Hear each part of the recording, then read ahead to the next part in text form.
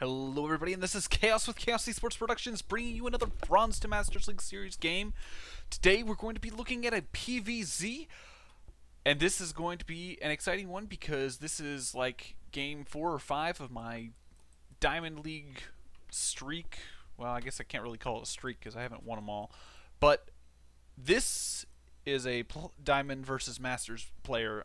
I remember getting into this game and being just absolutely mind-boggled because I think all of the Masters players that I've played are either Master Protoss players or Master Zerg players, and quite honestly, Zerg is just in general not my favorite matchup. I don't quite know why I keep getting placed against higher level Zerg players, but it happens sometimes, I guess. So basically, this game we're gonna just basically talk about kind of the general feel of the game as opposed to any specific build order, what I'm trying to do and accomplish. I'm gonna go for a fairly early scout because obviously I want to. I find it when Masters players are playing little old me, I tend to get six pooled and cheesed quite frequently. So playing a little bit safe, going for the forge first before the expansion. Gonna get in and see more or less nothing too much, and then we know that the spawning pool's up, a bunch of links come out, so we're in a little bit, making sure that nothing's gonna get in. I'm gonna take this probe and do the full wall off. I'm gonna go ahead and slow it down.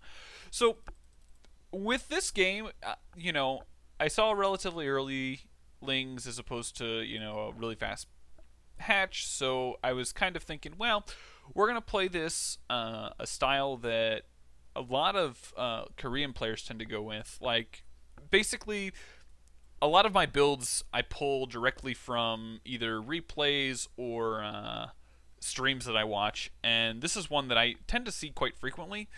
One thing I was unsure about was how much pressure my opponent was going to be doing at the beginning of this game, because obviously he got 4 lings out fairly early, probably to deny any type of like cannon rush or whatnot. But I wasn't sure if he was going to try and pressure that, or if he's going to just sit back and macro up like most Zergs tend to do nowadays. So going to be getting the cybernetics core down, and typical 2 gas style in the main. Once the Nexus is finished and the cybernetics core is on its way, and basically we're just going to be sitting back and macroing for a little while, getting the zealot out to finish the wall off, and chrono boosting the cybernetics core to get our warp gate out. So one interesting thing you can do, a lot of Zerg players tend to sit their lings kind of outside of the vision of your wall in. So what you can do is you can actually pull your zealot to go and kind of attack them individually, and if he's not paying attention, he'll lose all of his lings. So just a little tidbit. Anyways, we're going to be getting up a 3rd gas fairly early, so we can get down our Stargate pretty quick. Now, generally speaking, in this build, basically the way it works is you have one of 2 options. Obviously, at this point, I haven't really scouted. I mean, you can see my vision. I've seen his base and a spawning pool. That's pretty much it. So this Stargate is, the whole purpose of this is to kind of get some scouting and then also kind of hinder any Overlord spread. So as far as like the vision that this Overlord's gotten, he's seen my Stargate, so he kind of knows what I'm doing. This Overlord's going to come in and, you know, he's got a general sense of what I'm doing, but he doesn't really know whether or not I'm going Phoenix or Void Ray. So at this point, I'm just kind of like sitting back, macroing up, getting probes out, getting my mothership core out, because obviously if he does like a roach all-in, I'm going to be a little bit in trouble. So going to be getting out 4 Phoenix, and I think at around 3 I'll push out and start looking for Overlords and taking them out. So gonna get a couple more gateways up, because obviously we need to make sure that we have some type of defense if he does put pressure on. One thing that I probably should have done in this game is I probably should have done a little bit better scouting, and I probably should have gotten this sentry out a little bit earlier, and then probably done a hallucinated Phoenix to get an idea of, you know, kind of what I'm dealing with. So I send my Phoenix around to kind of deny some of his vision, and also start thinking about taking about third myself. I'm going to put on a little bit of pressure, and then behind that I'm going to go ahead and take a third, because obviously against Zerg you're going to want, as a Protoss player in general, you kind of tend to want to sit back, macro up until you get your big army, and then just go annihilate your opponent. So the whole point of this push was to just come in, do a little bit of damage. Now I did obviously give him free reign and just kind of like let him take out this. And like I said, behind this I was going to take a third. Did he scout that, or did he just like immediately go for it? I kind of want to go back and see, because I don't think he really... Or I guess he sees it with the sling. Never mind. So yeah, so he's going to come in, take out my army. We're going to speed it up because we already saw this. And then he's going to come and deny my third. So obviously it's not that big of a deal because we didn't really lose any minerals or anything with that. So obviously he's delayed our third significantly. We're just going to be sitting back, doing a little bit more harassing with the Phoenix. Now, for me, these Phoenix are really...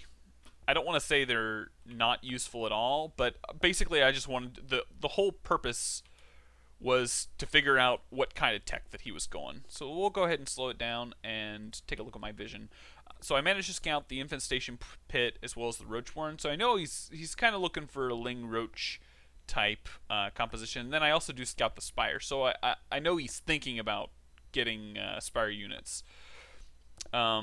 But we do notice that when we click on this, that he's putting in upgrades into his zerglings as opposed to his roaches and ranged units, I guess is the way to say that. So yeah, so we're going to go ahead and take this third. Now, in general, on this map, I find it a lot easier to take the third that is closer to your opponent rather than taking this kind of backward, this back off to the side third, because it's a little bit more... This is a little bit more exposed, and you have a little bit harder travel distance to get from here all the way down, to here. Because obviously if he's got like mutas coming in and lings running by, it just doesn't work out.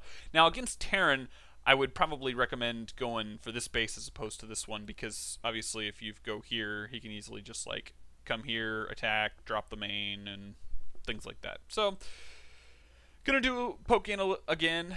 Now he's got a lot of lings, but we have 1-1-1 and we're feeling pretty good. We don't like totally win out this engagement, but obviously we take out most of his units and aren't really worrying too much. And then we also see that he's starting to put on some roaches, which I found to be kind of strange, because if he's got infestors and mutas at this point, I kind of would have thought that he would have gone up to hive and tried to get ultralisks or something like that. So anyways, behind this we're going to be trying to figure out... Now, I don't remember if in this game that what kind of tech I really decided to do, or if I just kind of stayed here. By the looks of it, I think I ended up getting the Templar Archives, because I'm sitting here thinking he's going really heavy muta. Archons would probably be a good idea. Also, part in the back of my mind, I was still thinking that he could potentially go for Ling Ultra, so I was like, Archons and then get Immortals out would probably be good. I don't think I actually threw it on the Robo because I never saw the infestors, but he ended up getting Corruptors. Now, I'm not sure I necessarily agree with that choice, because the only thing that they can do is sit here and spit on you, and they don't really do anything.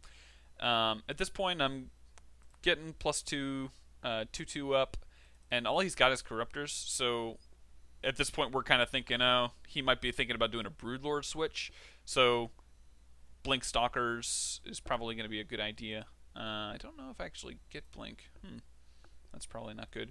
So at this point, our army composition is actually pretty good about against what he's got. He's gone primarily for Lings, and we've pretty much walked all over his mass Ling play. Some pretty bad force fields, I gotta say. I can't say they're the best in the world, but they get the job done. And we're feeling pretty good with this engagement. I mean, we're still at 1-1-1. We've got our +2 just finished. Our +2 armor's still on its way. And yeah, we've pretty much battered him down. We've taken out his third. I didn't scout his fourth, but I mean, at this point, it's kind of, I'm in a good enough position where it really doesn't make that big of a deal. I'm still warping in units, bringing, sending guys over. One thing I should have done is I probably should have thrown down a couple extra gateways, and also started thinking about doing a tech switch, having the option of switching to Colossus just as a backup contingency plan. Now, he does get out a couple Broodlords, but obviously I'm already kind of under them, so it doesn't do him any good. And that's, yeah, more or less it. So, anyways, overall, I want to comment on a few things that I need to work on that might help you guys improve your game. Obviously, the macro is pretty decent as far as probe production and things of that nature. I should have definitely already had started a fourth. I should have had a lot more production, because, I mean, at this point I'm floating lots of money. I'm not anywhere close to being maxed out. My upgrades are pretty decent. For the 19-minute mark, since they weren't terribly early upgrades, they're okay. I probably could have chrono boosted them a lot more, since I'm full chrono boost on all of my Nexuses. So yeah, so basically in general, I think from here on out I need to focus on using my chrono boosts obviously a lot more, getting these upgrades out faster, and then just macroing behind everything. I think overall the early game worked out fairly well. My early pressure, I was able to take out his third and keep on the pressure. Yes, I did lose my entire army, but I was able to hold, the defense pretty strong and not have to worry about anything. So, I hope you guys enjoyed this game. Like I said, this is a Master Player Zerg, so we're getting up there, and hopefully you'll get promoted relatively soon. I'm crossing my fingers, hoping that for myself. Anyways, feel free to follow me on Twitter and Twitch. I will leave those links in the description. Also, feel free to comment. Let me know what you guys think about these videos. Unfortunately, I did not get my computer last week. I'm super sad, but it should be here sometime, either this week or early next week. And hopefully I can do a lot more streaming and things of that nature, and hopefully make these videos 1080p, because the computer I'm getting comes with a software package that allows me to do that. So look forward to trying that out. I'll also be doing a review of the software and hardware in my new computer when I do get it. So keep a lookout for that. Feel free to comment in the section below if you enjoyed. Feel free to like. If you're new to the channel, welcome. I try to put out these several times a week. Yeah, basically this is a place where you can learn.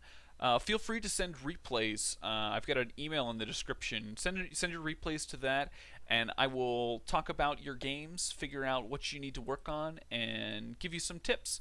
Anyways, I think that's all I've got to say. I hope you guys have enjoyed, and I will see you guys next time.